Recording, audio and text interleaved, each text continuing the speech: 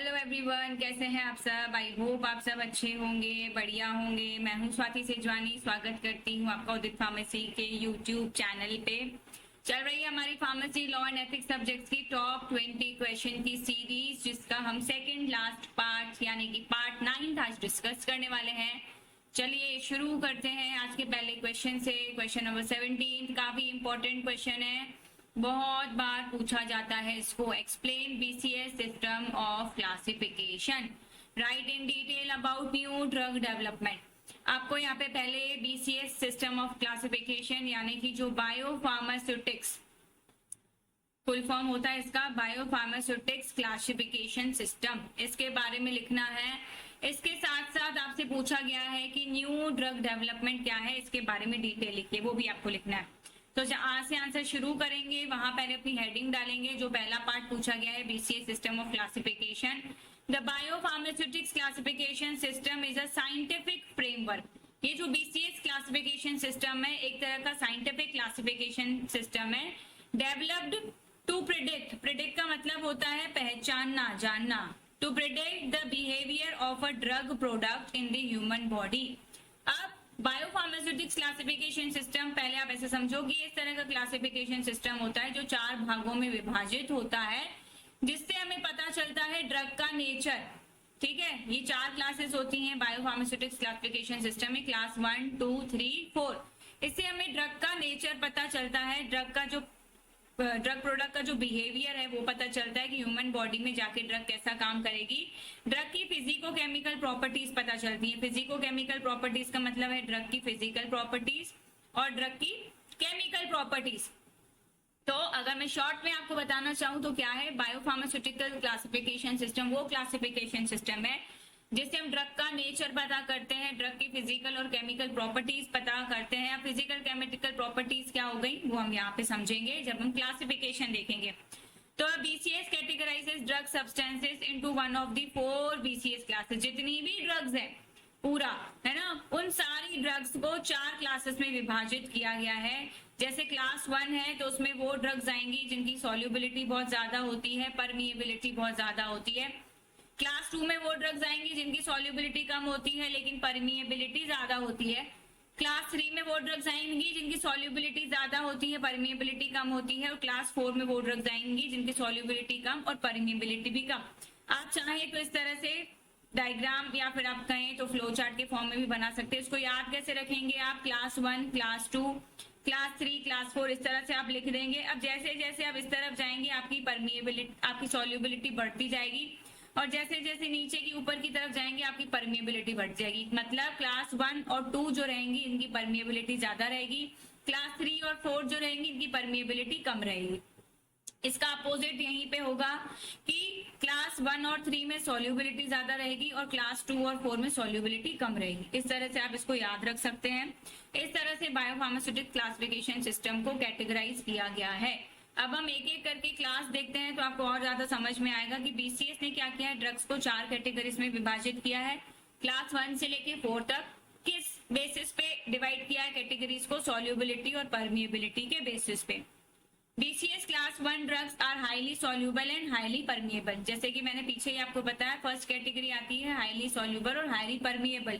Permeable का मतलब क्या होता है, आप लोगों ने ऑस्मोसिस पढ़ा होगा, डिफ्यूजन पढ़ा होगा, तो एक मेम्ब्रेन पड़ी होगी, permeable membrane, semi permeable membrane. तो ऐसे कंपाउंड जो पूरे के पूरे मेम्ब्रेन को क्रॉस कर लेते हैं उनको कहते हैं परमिएबल।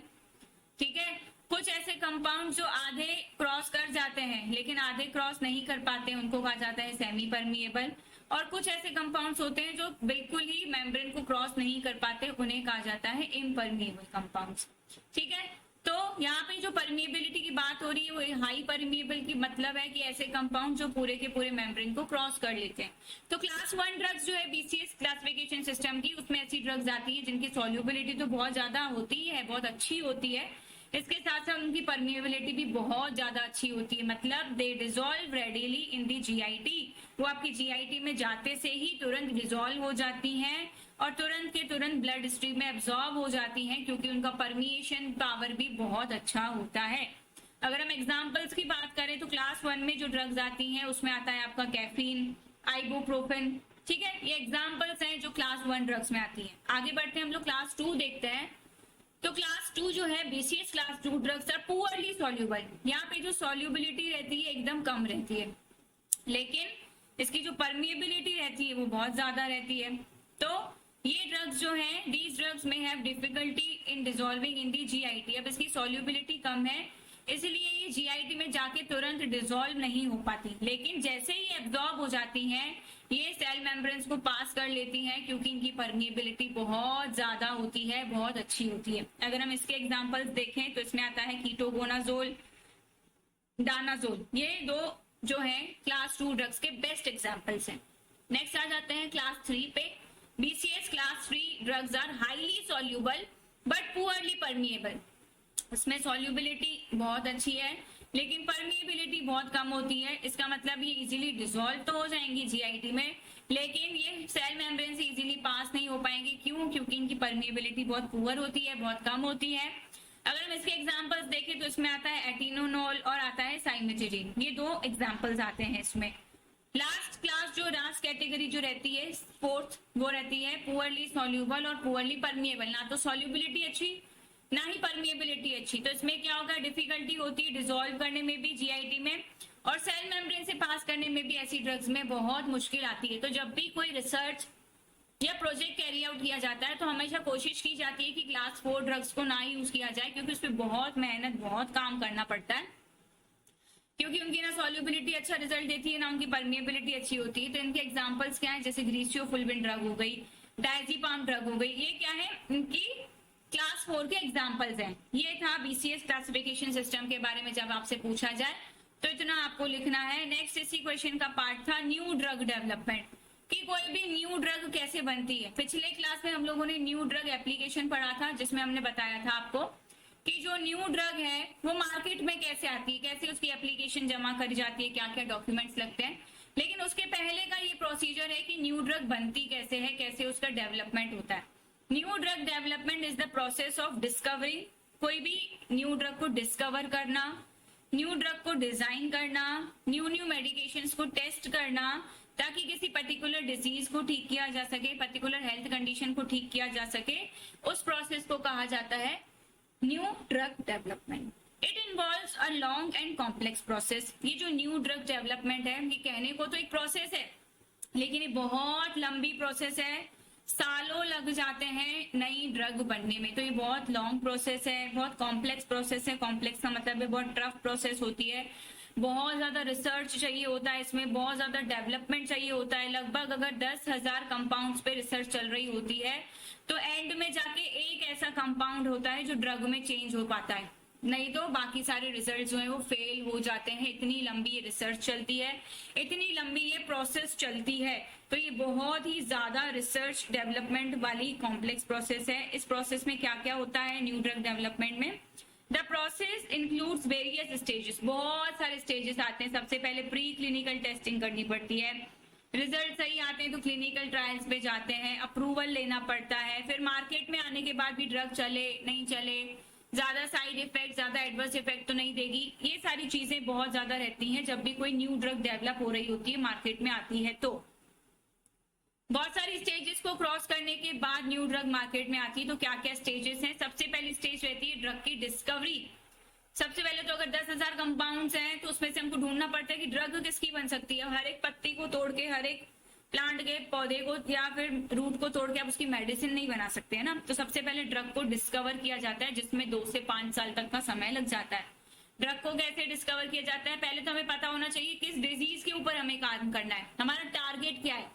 जैसे हमारा टारगेट है कैंसर, तो हमें कैंसर के लिए कोई दवाई ढूंढनी पड़ेगी। हमारा टारगेट है डायबिटीज, तो हमें डायबिटीज के लिए ढूंढना पड़ेगा। सबसे पहले हमें टारगेट ढूंढना होता है, टारगेट आइडेंटिफाई करना होता है कि हमें काम किस पे करना है। तो जो भी रिसर्चर्स हैं सबसे पहले वो एक मॉलिक्यूल को आइडेंटिफाई करते हैं कि हमें प्रोटीन पे काम करना है, जीन पे काम करना है, पाथवे पे काम करना है, क्या है हमारी बीमारी में इन्वॉल्व, है ना। जैसे कॉक्स इनिबिटर्स आपने पढ़े होंगे, है ना, फार्माकोलॉजी में। तो कॉक्स इनिबिटर्स क्या करते हैं, कॉक्स एंजाइम को इनिबिट करते हैं। तो ये कॉक्स इनिबिटर्स कैसे बने, जब कॉक्स एंजाइम का पाथवे पढ़ा गया रिसर्चर्स के द्वारा, है ना। जब पाथवे पता चला तभी तो पता चला कि इस पाथवे को इनिबिट करेंगे कॉक्स इनिबिटर से तो कॉक्स नहीं बनेगा, आगे इफेक्ट आएगा। तो जब भी कोई न्यू ड्रग बनती है तो सबसे पहले टारगेट को आइडेंटिफाई किया जाता है, ये देखा जाता है कि हमें प्रोटीन को ब्लॉक करना है, जीन पे काम करना है, किसी पाथवे को रोकना है, क्या करना है, सबसे पहले उस पर रिसर्च करी जाती है। जब हमें टारगेट पता चल जाता है तो हम लीड कंपाउंड बनाते हैं, यानी कि पहले बीमारी पता चल गई, फिर हम देखते हैं कि हमारा कौन सा कंपाउंड है जो उसको मारेगा, उसको कहा जाता है लीड कंपाउंड। लीड का मतलब क्या होता है, जो लीड करे, जो सबसे आगे चले, है ना। तो 10,000 कंपाउंड में से कौन सा कंपाउंड लीड करेगा उसको लीड कंपाउंड कहा जाता है। Thousands of compounds are screened to find the most promising one। जैसे मैंने आपको बताया हजारों कंपाउंड्स को टेस्ट किया जाता है। स्क्रीनिंग का मतलब होता है टेस्ट करना, है ना। हजारों कंपाउंड्स की स्क्रीनिंग करी जाती है ये देखने के लिए कि सबसे बेस्ट कौन सा है, एक बेस्ट निकाला जाता है। फिर उसका ऑप्टिमाइजेशन किया जाता है, यानी कि उसको केमिकली कैसे कैसे मॉडिफाई करना है, क्या उसके स्ट्रक्चर में चेंज करना है ताकि उसकी इफेक्टिवनेस और बढ़ जाए, ताकि वो और ज्यादा सेफ हो जाए, ये काम उस पर किया जाता है। सक्सेस क्या है इस स्टेज का कि 5,000 कंपाउंड या 10,000 कंपाउंड्स में से सिर्फ एक कंपाउंड ऐसा है जो आगे वाली स्टेज पे मूव कर पाता है।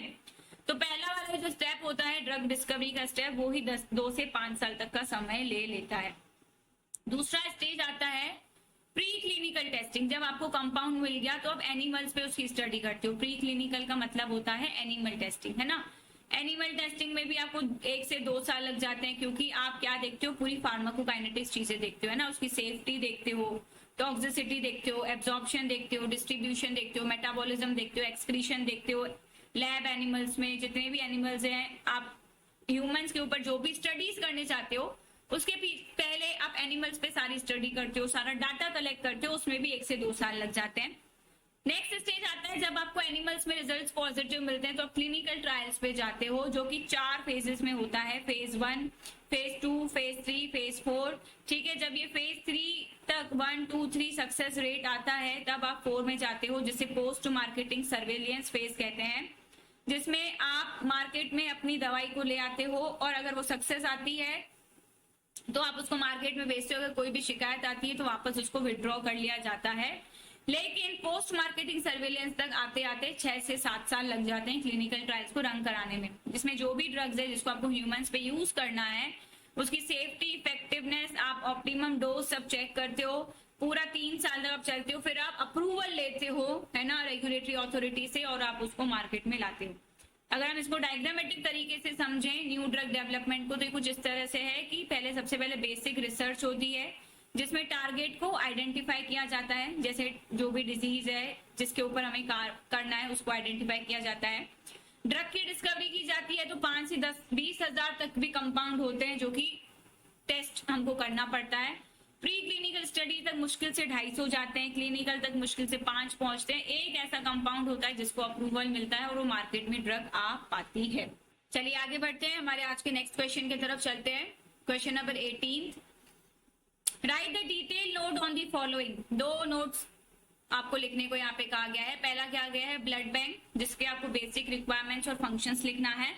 दूसरा आपसे पूछा गया है कंज्यूमर प्रोटेक्शन एक्ट के बारे में। तो सबसे पहले हम ब्लड बैंक के बारे में लिखेंगे, हेडिंग लिखेंगे ब्लड बैंक। ब्लड बैंक क्या होता है आप सबको पता होगा। ब्लड बैंक मतलब ऐसी जगह जहाँ पे ब्लड जो डोनेट करके जाते हैं लोग, उनको स्टोर किया जाता है। अब होल ब्लड भी स्टोर किया जाता है, या फिर ब्लड के जो अलग अलग कंपोनेंट्स हैं जैसे कि प्लेटलेट्स हो गए, WBC हो गए, RBC हो गया, उनको भी अलग से स्टोर किया जाता है। तो ब्लड और ब्लड प्रोडक्ट्स को जिस जगह पे स्टोर करके रखा जाता है पेशेंट्स के यूज के लिए, उसको कहा जाता है blood bank. Blood bank is a facility, ये एक तरह की क्या है, फैसिलिटी है, that collects, stores and provides blood for transfusion. ये एक ऐसी फैसिलिटी है जो कि क्या करती है, ब्लड को कलेक्ट करके रखती है, स्टोर करके रखती है, और जब किसी पेशेंट में ब्लड को ट्रांसफ्यूज करने की जरूरत पड़ती है तो तब वो ब्लड प्रोवाइड करती है पेशेंट्स को। Blood bank collects blood donations from volunteer donors. Blood bank क्या करती है, ब्लड को कलेक्ट करती है वॉलंटियर से। वॉलंटियर का मतलब होता है जो स्व इच्छा से रक्तदान करना चाहे, उन्हें वॉलंटियर डोनर्स कहा जाता है। तो वॉलंटियर डोनर से ब्लड डोनेशंस जो भी करना चाहे उससे ब्लड कलेक्ट किया जाता है। विच आर देन स्क्रीन, फिर जिसकी टेस्टिंग करी जाती है, उसका प्रोसेसिंग किया जाता है और उसको स्टोर करके रखा जाता है फ्यूचर यूज के लिए, है ना, कि कब उसको किस पेशेंट के लिए यूज करना है। तो बेसिक रिक्वायरमेंट्स अगर हम देखें ब्लड बैंक की, तो ब्लड बैंक की बेसिक रिक्वायरमेंट्स क्या है। For a blood bank you will need a minimum of 100 square metres for operations. कम से कम 100 या 100 मतलब 100 स्क्वायर मीटर की जगह आपको होनी चाहिए। And an additional 50 square metres for blood components preparation. और अगर आप ब्लड कंपोनेंट की प्रिपरेशन कर रहे हो, ब्लड के कंपोनेंट्स को अलग अलग सेपरेट करके रखना चाह रहे हो, तो 50 स्क्वायर मीटर और होना चाहिए, मतलब कुल 150 स्क्वायर मीटर होना चाहिए। With 10 square metres for apheresis procedure, जिसमें 10 स्क्वायर मीटर जो है एफ्रेसिस के लिए होना चाहिए। एफ्रेसिस का मतलब क्या है, ये देखो यहाँ पे एक पेशेंट दिख रहा है, इसको एफ्रेसिस डोनर कह रहे हैं, मतलब इस पेशेंट को हमने लेटाया, इसका ब्लड कलेक्ट किया, ठीक है, ब्लड को हमने सेपरेट किया अलग अलग कंपोनेंट्स में सेंट्रीफ्यूज मशीन के द्वारा।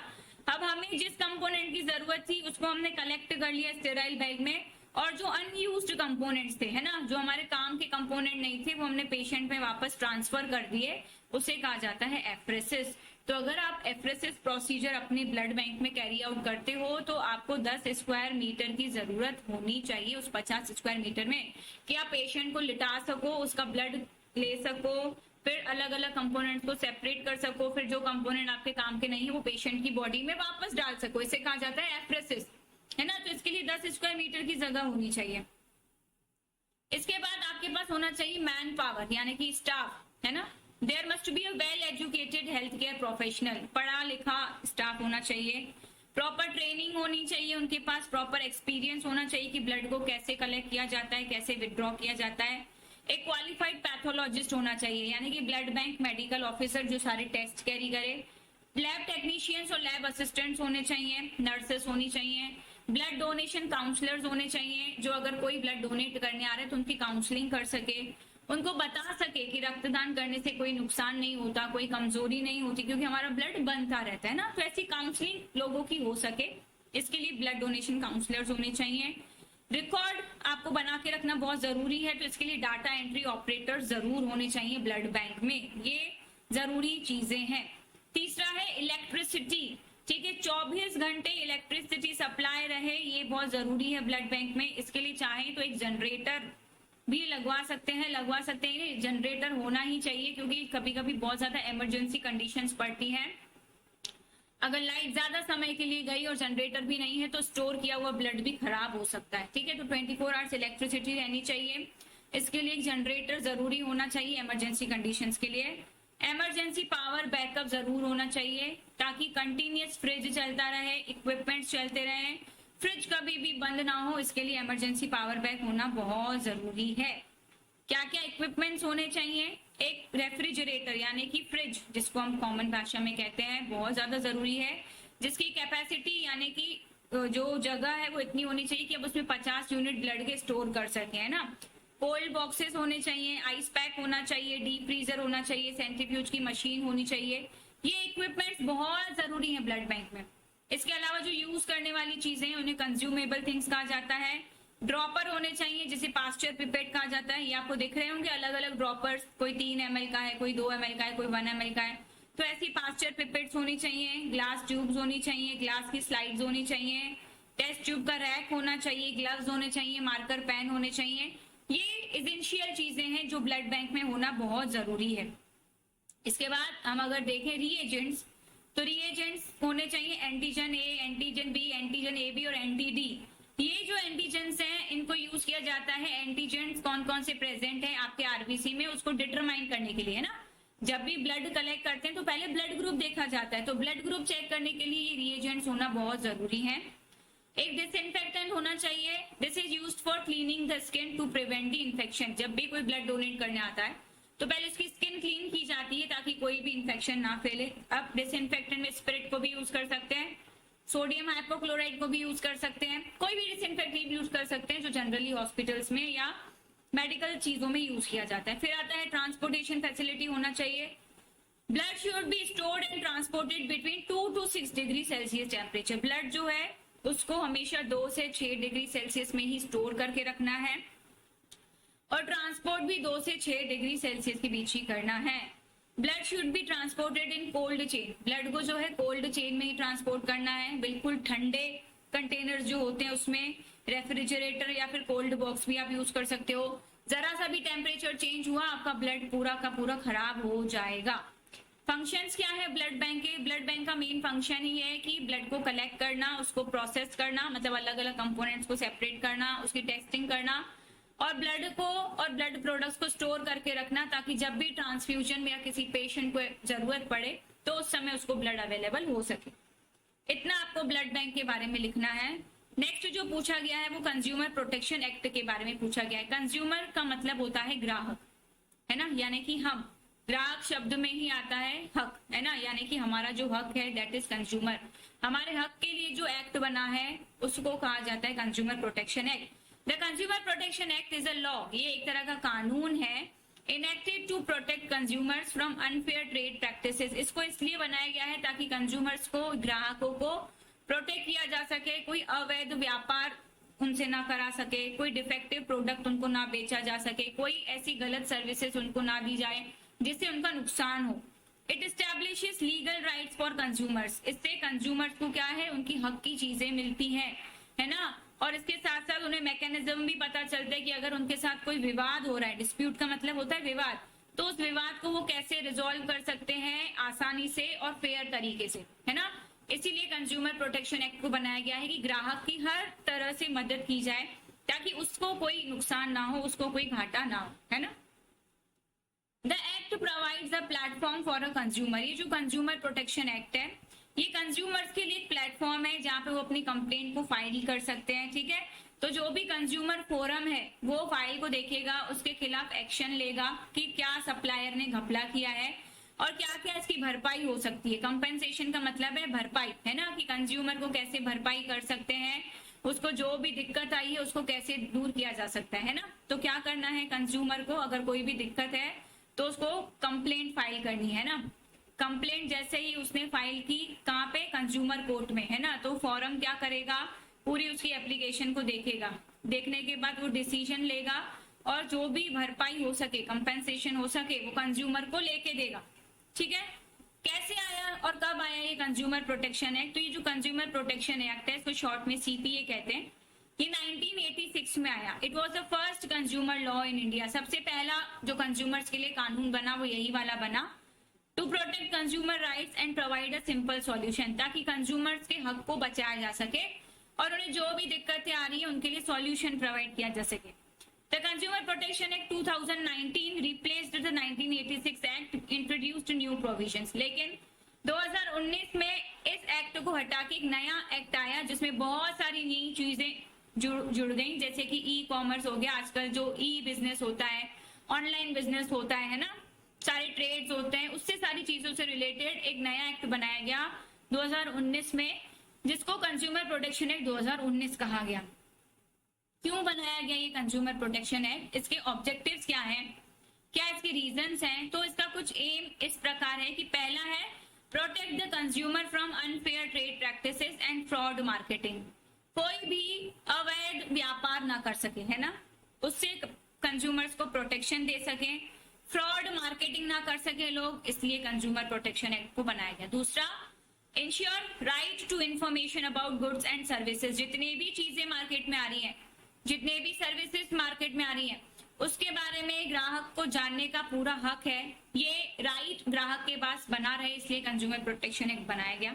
तीसरा, establish a consumer dispute redressal mechanism, consumer को पता चल सके कि अगर उसके साथ धोखा हुआ है, कोई डिस्प्यूट हुआ है, कोई विवाद हुआ है, तो उसका मैकेनिज्म क्या है, कैसे कंप्लेंट करनी है, कहाँ कंप्लेंट करनी है, तो उसकी उसको भरपाई मिल सके।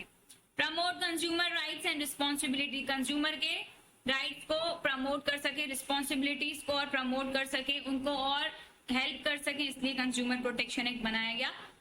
Address product liability and safeguard consumers against hazardous product, product के ऊपर कंज्यूमर आसानी से भरोसा कर सके, ठीक है, जो भी घातक प्रोडक्ट्स हैं उससे आप कंज्यूमर्स को सेव कर सकें, इसके लिए भी कंज्यूमर प्रोटेक्शन एक्ट को बनाया गया, ठीक है। तो इतना आप कंज्यूमर प्रोटेक्शन एक्ट में लिख सकते हैं। मिलते हैं हम लोग नेक्स्ट क्लास में, आप अपनी प्रिपरेशन को और बेटर बना सकते हैं हमारे उदित फार्मेसी प्लेटफॉर्म के साथ जुड़ के। आपको प्ले स्टोर में जाना है, उदित फार्मेसी क्लासेस ऐप को इंस्टॉल करना है, आप डेमो वाला वीडियो लेक्चर भी देख सकते हैं। अभी के लिए आप हमारे क्रैश कोर्स के साथ जुड़ सकते हैं, एग्जाम्स को और बेटर कर सकते हैं। मीनवाइल आप मेरे यूट्यूब चैनल को सब्सक्राइब कर सकते हैं, फार्मेसी विद स्वाति। इंस्टा पे आप मेरे साथ जुड़ सकते हैं, आई एम स्वाति सेजवानी नाम से मेरी आईडी है। फार्मेसी विद स्वाति नाम से भी मेरी इंस्टा आईडी है। आज की क्लास आपको कैसे लगी कमेंट्स में जरूर बताइएगा। मिलते हैं नेक्स्ट क्लास में। Thank you so much.